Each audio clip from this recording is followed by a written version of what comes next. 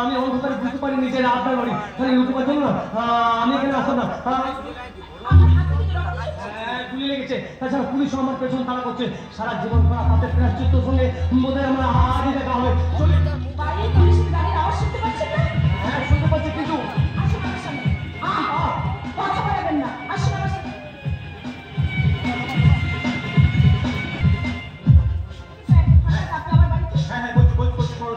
শঙ্কর 5 বছর ধরে নিয়ে পালাবার চেষ্টা করছিল।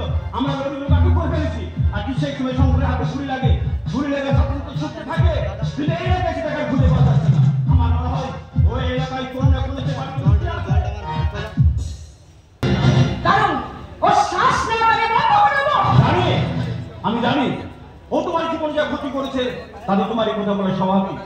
তবুও বলছি শিরুর, আইন নিতে হাতে তুলে নিও না। শঙ্কর যদি এখানে আসে সঙ্গে সঙ্গে থানায় খবর দিও। বেশ চলি, টেক কেয়ার।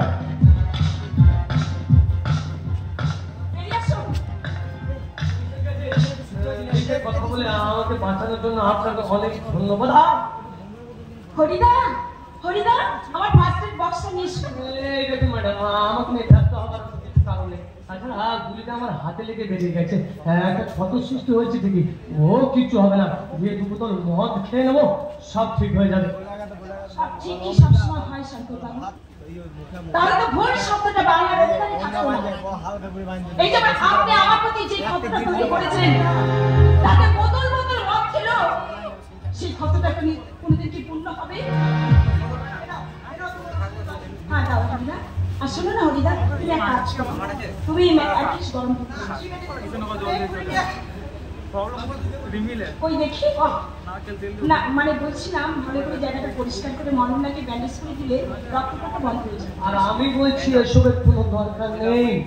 আপনার চাওয়া না চাওয়াটাকে বাড়ির বাইরে রেখে এসেছে, এখন আপনি আমার চাওয়া না চাওয়ার শিকার। চুপচাপ বসুন, বসুন বলছি। বাইরে দাঁড়া বেটা, আর কিছু নাই। বিছিয়ে এই বিছিয়ে বিছিয়ে এইটা বড় পুতুল চলে বুঝলি, এইটা বড় এইটা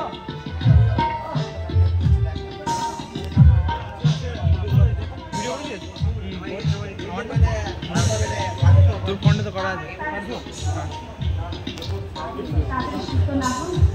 তাহলে বসির কথা অনুযায়ী অন্য অন্য মেয়েদের সর্বনাশ করবেন কি? আপনাকে তাড়াতাড়ি সুস্থ হয়ে এই দেখুন, আমি জায়গাটা পরিষ্কার করে মলম লাগিয়ে ব্যান্ডেজ করি। এবার রক্ত পড়াটা বন্ধ করে দিন। শুনতে পাইছিল রকি আমাদের কথা শুনতে পাইছিল। আপনি মদ মনে করে ঢকঢক করে দুধটা খেয়ে হালকা হালকা কি বলে আমার মুখের দিকে তাকিয়ে কি দেখছেন? এই মুখে কলঙ্ক ছাড়া কিছু দেখতে পাবো না। তাই কলঙ্ক নিয়ে মুখের দিকে করুণা দৃষ্টিতে না তাকিয়ে দুধটা ঢকঢক করে খেয়ে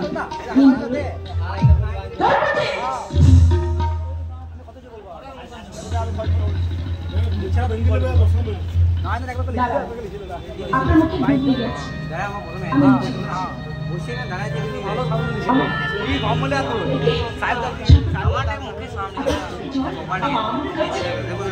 আমি যা সহ্য করতে পারছি না ম্যাডাম, আমি যা সহ্য করতে পারছি না। আমি আপনার জীবনে এত বড় ক্ষতিটা করলাম, আমাকে চিকিৎসা করে আশ্রয় দিয়ে খাবার দিয়ে বাঁচালেন ম্যাডাম। কুকুরের কাজ কুকুর করেছে, কামড় দিয়েছে পায়, তাই বলে কি কুকুরকে কামড়ানো মানুষের শোভা পায়? জানেন শঙ্কর বাবু, আমি যখন পুলিশের চাকরি করতাম তখন অনেক অপরাধীকে